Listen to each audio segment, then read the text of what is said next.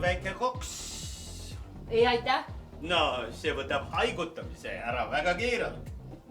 Ma lähen tavaliselt vara magama. No, mis?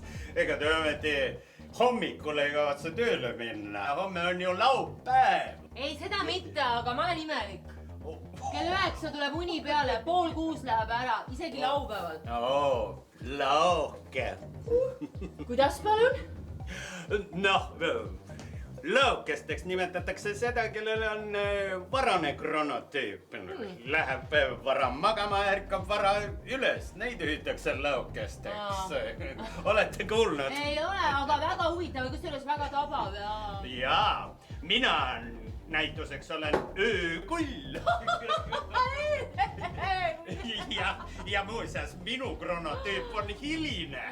Ja mina ärkan alles keskpäeval ja voodisse lähen üsna hilja. Ja. Oi, pardon.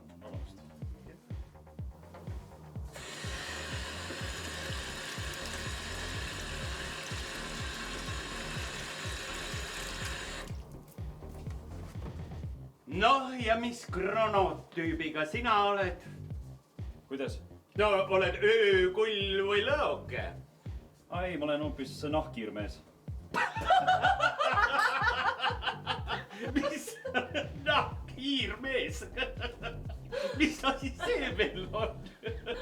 No, päeval olen pealaspidi puuriidas ja öösel... Öösel lendad ringi ja püüad liblikaid.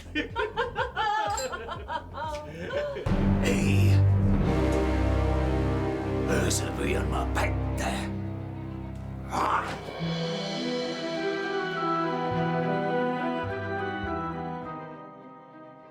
Kuna meie maakera pöörleb ümber oma telje, on selle pinnast osa alati valgustatud ning osa mitte. Ühe täispöörde tegemiseks kulub ligikaudu 24 tundi. Sellest tuleneb meie päeva pikkus.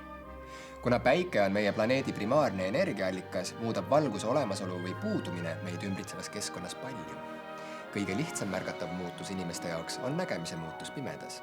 Inimene on kohastunud öösel magama ja meie silm ei ole vähesele valgusele väga tundlik.